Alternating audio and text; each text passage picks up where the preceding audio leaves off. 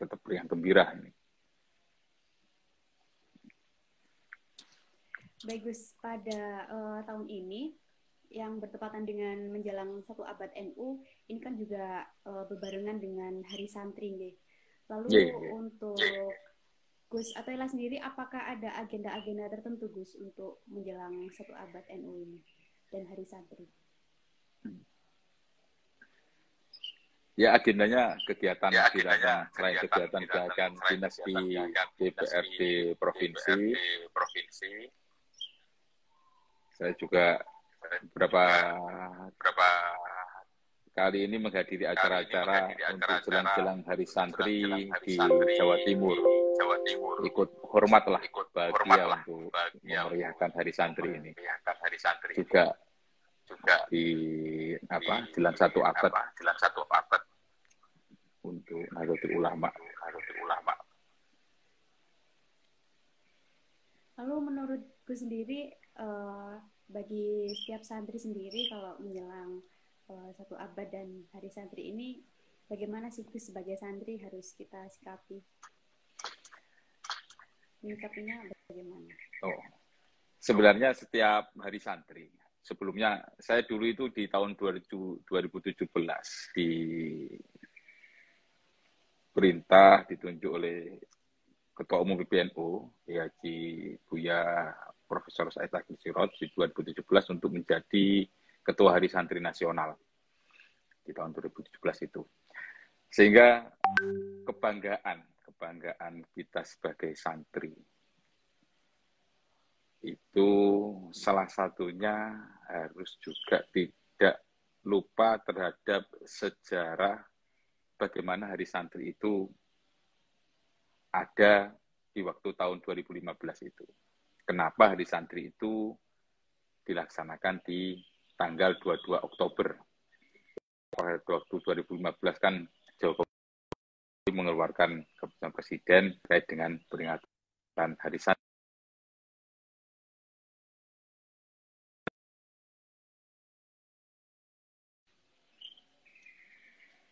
Ini tentunya kebanggaan bagi kita bahwa pemerintah Indonesia itu mengakui perjuangan para masyaikh kita, ulama kita, terutama kaum santri, terhadap menjaga kemerdekaan Indonesia. Jadi itu yang menjadi catatan yang harusnya tidak dilupakan.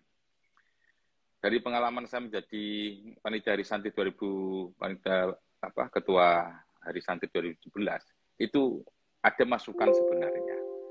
Di dalam sejarah 22 Oktober itu harus ada logo yang memang sudah paten dari awal, yaitu logo Hari Santri yang ada bendera merah putih itu, Mbak. Ada bendera merah putih, terus bawahnya ada resolusi jihad. Biar supaya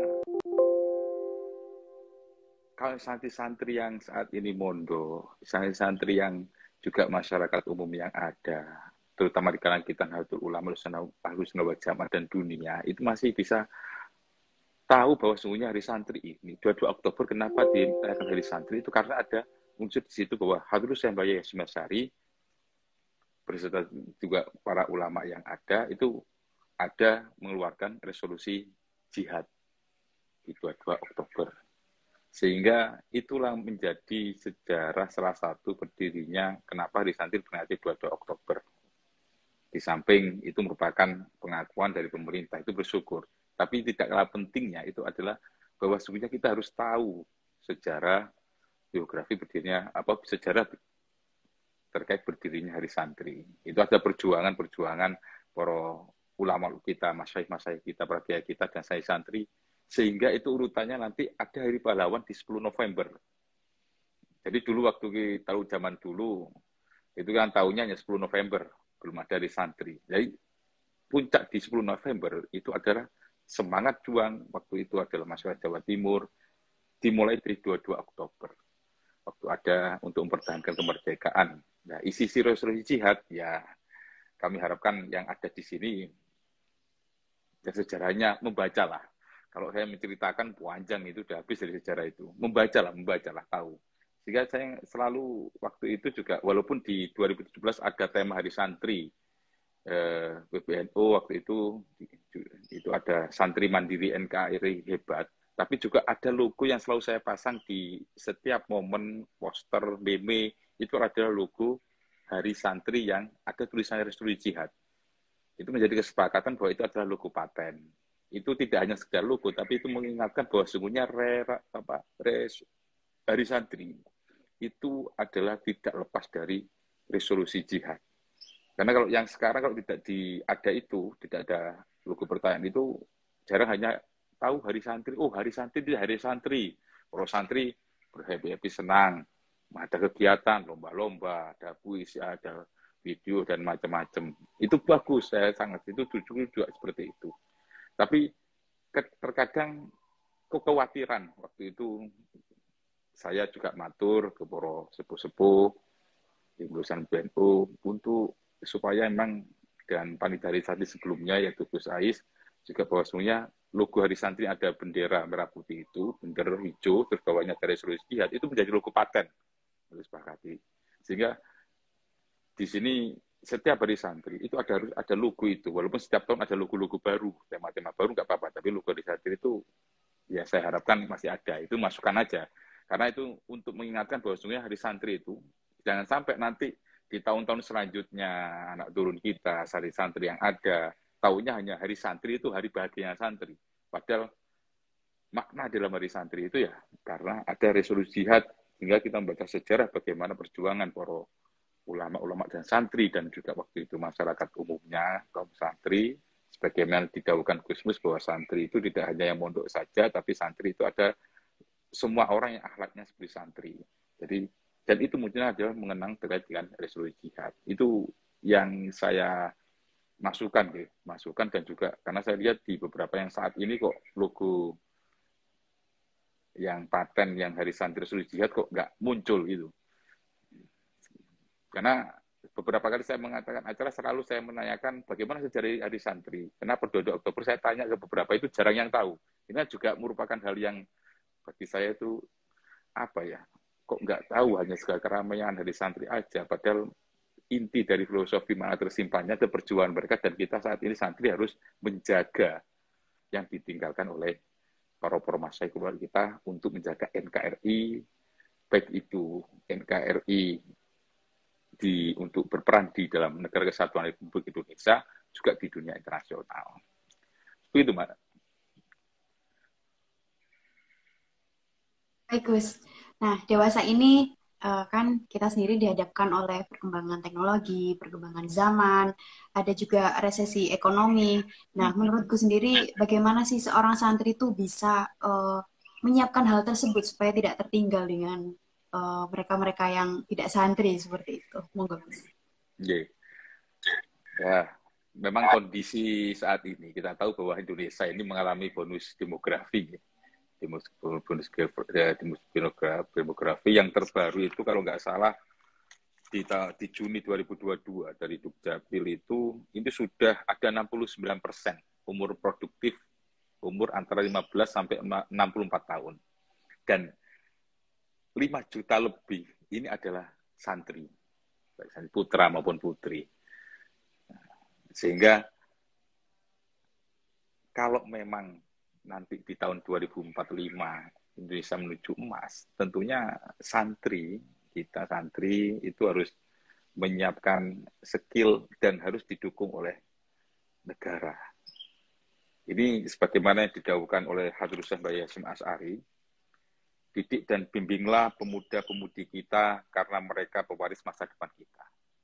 Sehingga bonus demografi ini menjadi suatu keuntungan dan juga menjadi suatu yang bisa menjadi bencana jika skill untuk penguatan skill terutama para santri itu tidak selalu di-upgrade, terutama kalau saya di provinsi, terutama mendorong pemerintah, baik itu Provinsi Jawa Timur, pusat, untuk supaya meningkatkan, memberi fasilitas bantuan kepada pondok pesantren dalam hal ini saya santri untuk peningkatan skillnya, peningkatan kreativitasnya, baik ekonomi maupun yang lainnya, untuk supaya nantinya di 2025 bonus demografi ini tidak menjadi suatu bencana bagi Indonesia.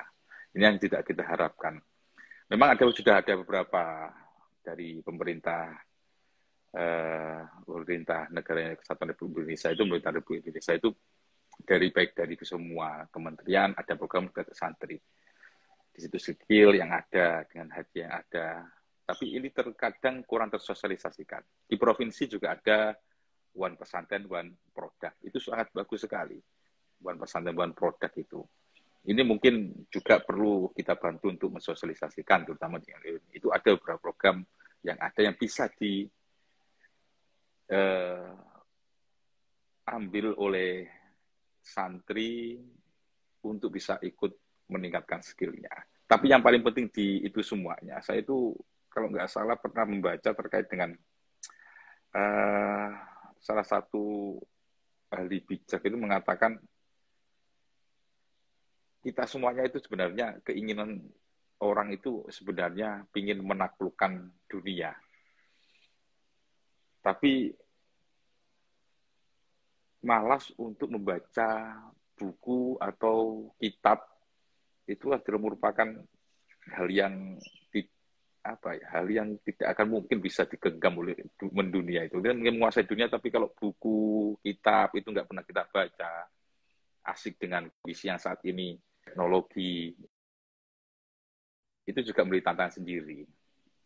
Sehingga saya kira di era saat ini juga santri yang di pondok pesantren itu banyak-banyaklah juga di samping peningkatkan skill dan kreatif juga tetap tidak lupa untuk membaca kitab, membaca buku perubahan baik yang sudah santri yang sudah alumni. Membaca kitabnya, membaca bukunya, itu penting untuk menjadi dasar. Kalau kekuatan rohaninya santri, ketangguhan santri, itu insya Allah dalam pondok itu selalu dilatih. Tapi skill, ini juga skill dan juga kapasitas yang ada dalam pondok pesantren, itu juga harus di-upgrade. Dan ini butuh juga dukungan bersama, terutama juga dari pemerintah Republik Indonesia, kalau Jawa Timur, ya, di pemerintahan provinsi. OPOP itu sudah bagus, tapi kurang tersosialisasikan. Dia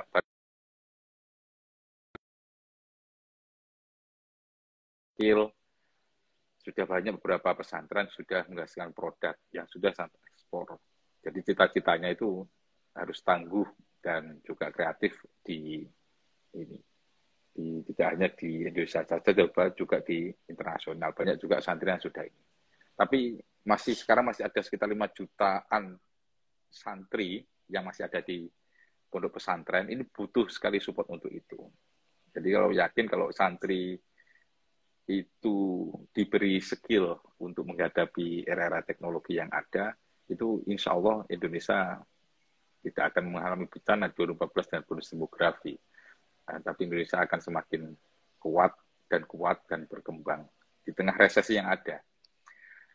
Indonesia saat ini, Jawa Timur, yang saat ini ada gejala resesi. Kemarin Ibu Gubernur juga menyampaikan bahwa Jawa Timur juga sudah ada peningkatan yang ada dalam ekonomi itu. Ya kita bangga, sangat bangga bahwa gubernur kita itu adalah seorang santri ketua muslimat. Itu sudah ada peningkatan UMKM, karena peningkatan UMKM di negara-negara lain sudah mengalami resesi dan di Senegal juga mengalami resesi. Tapi ini juga menjadi kendala saat pesantren, terutama santri-santri, ini tidak didampingi untuk ikut skill, peningkatan skillnya, baik itu secara teknologi maupun secara memunculkan produk. Sehingga OPOP ini selalu kami di Provinsi Jawa Timur, terutama teman-teman yang di Provinsi dari PKB, itu selalu mendorong untuk pemerintahan Provinsi Jawa Timur itu lebih banyak memberi dana terhadap peningkatan OPOP itu, terutama santri. Dengan Jawa Timur banyak pesantrennya. Ini yang selalu kita perjuangkan dengan peningkatan-peningkatan yang ada, karena UMKM skill, karena nantinya seperti dahulukan Hadrus Hasyim Asyari tadi itu ya kita harus membimbing dan mendidik. Kalau itu dasar itu dan ini pemerintah tidak hadir untuk untuk peningkatan skill santri-santri, ya ini namanya kan juga merupakan hal yang mubazir. Jadi harus ada peran itu. Dan para santri juga harus untuk tetap tangguh di nantinya di dunia internasional dan internasional. Itu juga salah satunya saya sebut tadi, jangan sampai meninggalkan untuk membaca. Kalau meninggalkan bukunya membaca. Sekarang itu sangat godaan yang paling besar itu membaca. Saya hanya memberikan pada dasarnya aja dulu. Dan dari membaca, jika skill itu dipraktekkan dalam aplikasi dalam keseharian. Ya kalau nanti kalau terkait Jawa Timur, di Jawa Timur ada program OPOP, dicoba aja. Nanti para santri, pengurus-pengurus, pesantren buka di websitenya Provinsi Jawa Timur atau di Instagramnya OPOP, itu juga ada untuk bisa ikut mensosialisasikan ini. Tidak hanya hari santri menjadi gegap gempita aja, tapi juga berperan untuk peningkatan, lebih bermanfaat untuk peningkatan skill dari teman-teman santri.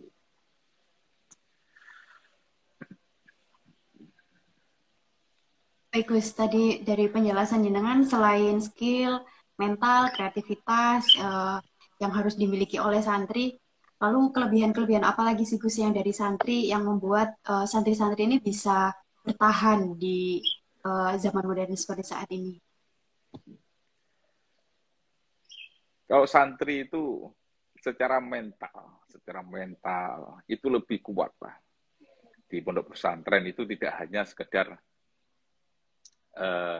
diajari untuk membaca, meningkatkan skill, tapi juga secara rohaninya itu juga diajari, ada wiritan-wiritan, paling muncul ya sholawat, ada kegiatan-kegiatan sholat malam, dan lain sebagainya. Itu lebih menguatkan mental seorang santri. Dan santri yang ada di pondok pesantren itu terkait akhlak itu sangat-sangat berbeda. Jadi akhlak itu tidak hanya dipraktekkan dalam ucapan, tapi dalam tingkah laku. Karena memang dari para santri, kita aja santri ini tahu bahwa sebenarnya setinggi-tingginya ilmu seseorang, kalau tidak mempunyai akhlak, itu tidak lebih baik, malah lebih baik orang yang ilmunya biasa-biasa tapi akhlaknya bagus, moralnya bagus, akhlaknya bagus. Itu juga dalam entrepreneur, pengusaha itu menjadi dasar juga bagaimana akhlak yang bagus, moral bagus, ya baik seperti kejujuran, terus setelah itu amanah, itu juga dipraktekkan dalam entrepreneur, itu akan lebih dalam entrepreneur, mau santri mau menjadi apapun, terutama di politik, ya, politik, juga di birokrasi, harus semua lini. Tapi dasar santri itu harus tetap melekat, yaitu terkait akhlak dan moral santri. Karena untuk akhlak itu, namanya santri, itu tidak ada mantan santri. Santri, ya santri, alumni, mungkin alumni, tapi beliau tetap sejatinya santri. Dan santri setelah menjadi alumni, itu tetap ada alaqah hubungan batiniah dengan masyayikhnya. Sehingga kalau mondok ya harus yang jelas urutan-urutan silsilah keilmuannya, ya silsilah keilmuannya sampai pada kanjeng Nabi. Itu silsilah harus jelas. Ya, ilmuannya yang didapatkan lalu Hadrusnya Mbak Masari, Mbak Wabasbullah, Mbak Bisri, Mbak Bisri Samsuri, dan semua muassis Hadrul Ulama itu jelas mendapatkan ilmu dari seharusnya Syekh Yasin Al-Padani, ada yang juga mondok di Zainuddin Mojosari, itu terus berurutan terus silsilahnya. Kemarin saya aja ngobrol di teman-teman kalangan petani aja menceritakan terkait ayam itu ada punya silsilah jelas, ayam itu punya silsilah, ayam ini silsilahnya dari ini ujar jelas. Malah kadang-kadang santri itu kelebihannya itu ya ketangguhan santri, kelebihannya bisa mengajar mengaji dan tidak kalah. Ya harus mondok memang santri. Tapi sekarang yang banyak di media sosial itu mengenaskan itu, nggak pernah ngaji, nggak pernah mondok, tapi memberi fatwa-fatwa yang tidak berdasar, hanya fatwa-fatwa aja. Nah, santri juga bisa sangat berperan seperti itu. Itu kelebihannya santri. Kelebihan santri itu sangat kelebihan santri itu punya ciri-ciri keilmuan, terutama akhlak. Sehingga dimanapun santri itu, di nasional, internasional, itu tetap santri. Tetap selalu juga mengirimkan doa, Al-Fatihah kepada guru-gurunya. Tapi juga dari situ itu kekuatan batinnya kuat, bertahannya hidup mentalnya juga kuat, sehingga untuk mengupgrading skillnya, kemampuan dalam belajar, kemampuan dalam keilmuan, kemampuan dalam menjadi pengusaha, kemampuan dalam bermasyarakat, itu selalu terupgrade dengan kesantriannya, yaitu dengan akhlak dan atau moral yang sudah didapatkan selama mondok. Itu saya kira kelebihan yang ada di dalam santri. Baik, setelah itu kelebihan-kelebihan yang sudah Gus jelaskan tadi, mungkin bagi teman-teman yang ikut join pada sore hari ini, ada beberapa yang takut mondok Gus, karena nanti setelah mondok mau jadi apa seperti itu. Nah, menurut Gus sendiri, peluang-peluang jadi santri itu apa saja sih Gus? Monggo Gus. Peluang jadi santri itu sangat banyak. Ya, jangankan menjadi pengusaha. Banyak santri yang sukses pengusaha. Ada di teman-teman dari santri yang pengusaha itu banyak. Ada yang di pengusaha konstruksi, ada peminyahan, ada pengusaha yang di toko, ada yang pengusaha di pertanian, peternakan. Itu banyak. Ada yang menjadi politikus seperti saya. Di politik, nanti di politik. Dan ini juga karena memang di semua lini pun kita harus ada untuk bisa saling menopang keberadaan, harus saling kekompakan sebagaimana yang dikatakan Gus Kausar itu kan kompak itu penting, dan kompak itu tidak harus sama kerjanya, sama aktivitasnya, tapi dimanapun itu saling mendukung dan mensupport. Ya, tidak usah takut di mondok. Di mondok itu banyak sekali pelajaran-pelajaran keagamaan dan peningkatan skill. Peningkatan skill, ada baik itu masalah peningkatan skill untuk pemikiran, peningkatan skill dalam bagaimana untuk terjun di masyarakat, bagaimana untuk menjadi pengusaha.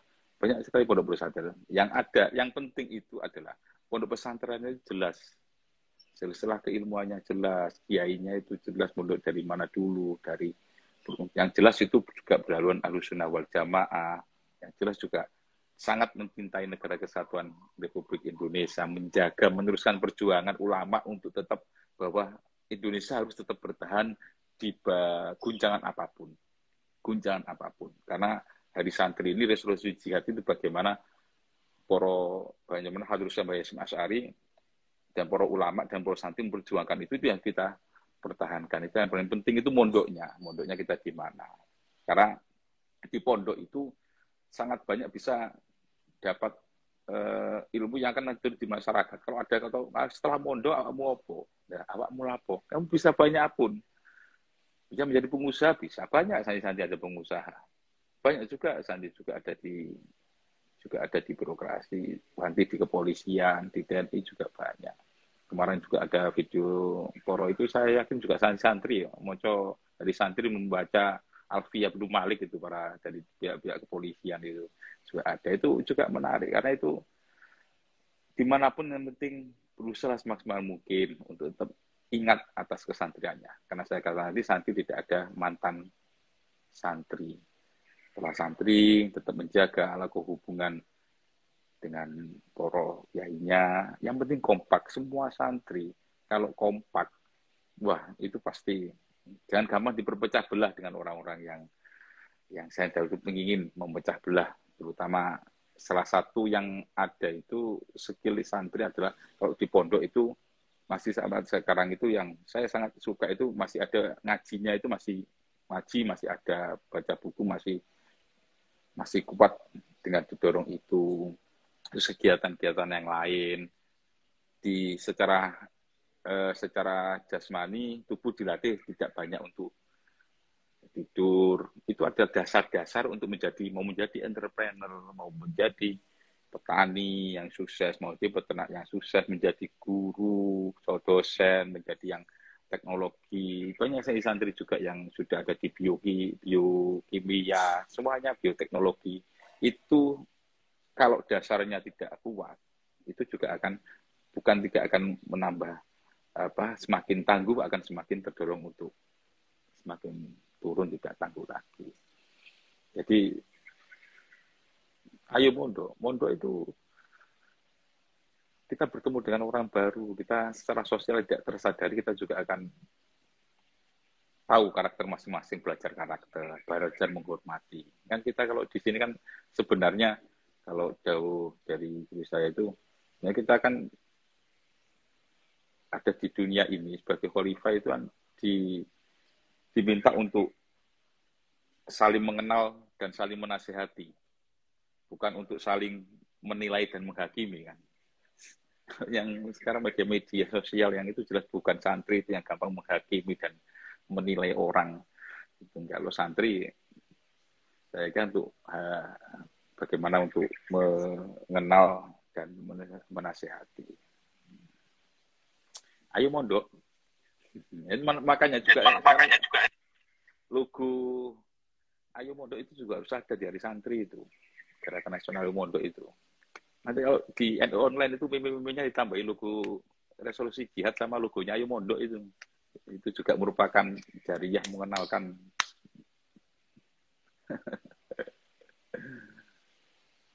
Ya baik Gus. Jadi harus kita menjadi santri itu harus bangga gitu sih, karena memang dasar-dasarnya dalam skill, mental dan lain-lain sudah diajarkan di pondok ya Gus ya, untuk berlalu lalang di peradaban zaman seperti saat ini gitu. Yeah. Ya mungkin Gus ada pesan-pesan untuk teman-teman yang join pada sore hari ini, monggo Gus. Yeah. Kalau pesan kita belajar lah, nggak udah kalau pesan. Kalau saya terkait pesan-pesan itu saya benarnya terkait dengan pesannya bahwa sungguhnya sebagaimana dipesankan oleh Gus Muhaimin sebagai Panglima Santri itu memesankan untuk mengharapkan pemerintah untuk menambahkan anggaran khusus untuk meningkatkan skill santri. Sehingga baik itu kegiatan santri, itu kegiatan santri, peningkatan skill santri, itu bisa menjadi kekuatan. Tidak ada sia-sia untuk pemerintah mengeluarkan untuk meningkatkan santri dan kaum muda, itu untuk meningkatkan skillnya untuk menuju Indonesia lebih kuat. Lebih kuat lagi. Kalau saya pesan saya sendiri, jangan lupa untuk membaca. Dan saya beberapa kali melihat untuk membaca, terutama membaca sejarah atau biografi. Di saat kita untuk terkait kadang naik turun gitu. Kadang naik turun. Saat kita turun, coba baca sejarah perjuangan ulama kita. Hadratus Syekh, Mas Ari, Mbak Yai Wahab Hasbullah, Mbak Bisri Samsuri, dan ulama-ulama Mbak Yai Syekhona Khalil Bangkalan, Mbak Asas Samsul Arifin, banyak sekali Mbak Yazin Bojari. Coba cerita-cerita, buka cerita beliaunya, buku-buku biografi beliaunya, untuk kita tahu proses beliaunya untuk mencapai pada proses itu seperti apa. Yang penting itu proses beliaunya. Nah, itu menguatkan kita bahwa ini beliaunya itu sampai pada keilmuan seperti itu, belajarnya bagaimana beliau menjadi semuanya santri pengusaha yang sukses, itu mulai beberapa langkah. Saya juga mempunyai usaha, ya kadang kemarin naik turun, saya juga naik usaha. Di warung kopi itu saya ada naik turun, sama pandemi turun. Jadi bagaimana bertahannya itu juga ada. Itu belajarnya saya dapatkan banyak belajar ilmu dengan bertemu banyak dengan orang, membaca, dan juga sebenarnya dalam kitab-kitab kuning itu banyak sekali juga ada. Kita tahu bahwa di kitab kuning juga ada yang penemu salah satu rumus matematika, fisika. Kitab kuning bukan hanya kitab-kitab ini loh, kitab pesantren itu yang ada banyak kitab-kitab terkait dengan tafsir, atau Quran, hadis, fikih, tidak hanya itu aja, tapi kitab itu banyak yang di situ juga ada terkait filsafat, ada terkait dengan teknologi, banyak sekali sebenarnya kitab ulama yang perlu itu kita baca. Dan yang paling penting intinya adalah membaca, jangan lelah untuk membaca, dan harus bangga untuk menjadi santri. Pola santri, pola pesantren itu sekarang banyak diikuti oleh negara-negara maju.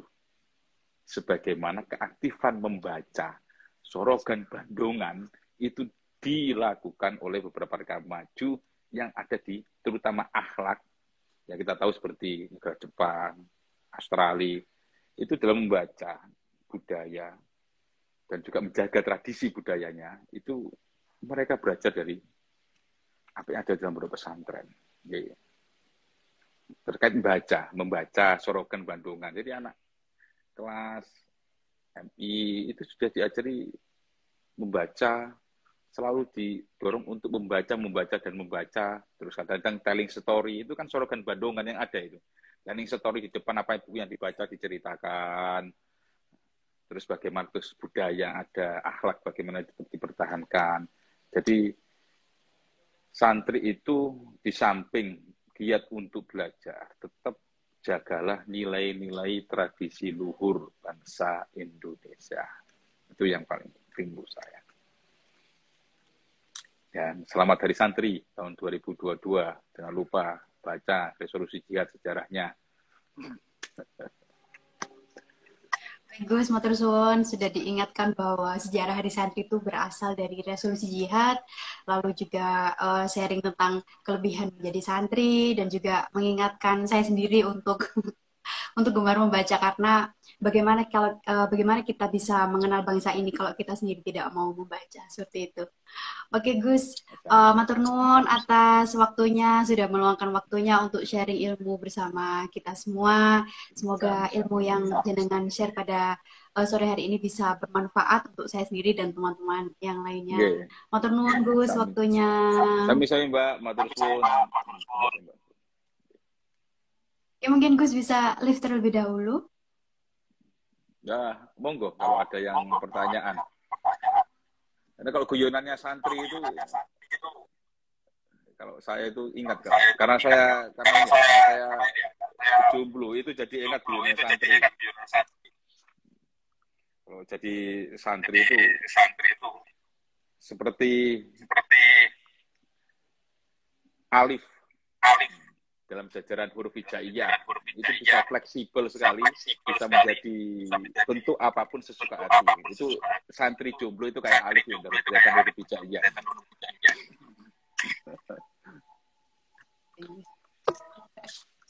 Iya, matur nuwun Gus, ngapunten atas kesalahan dalam perkataan dan perbuatan. Iya. Ngapunten, matur suwun sedanten semuanya. Muga-muga barokah manfaat semuanya. Dan mohon maaf kalau ada kata-kata saya yang salah.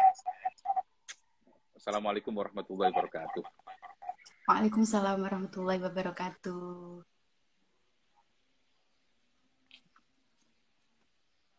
Baik teman-teman, itu tadi live and only Jatim bersama Gus Atoilah. Teman-teman yang ketinggalan untuk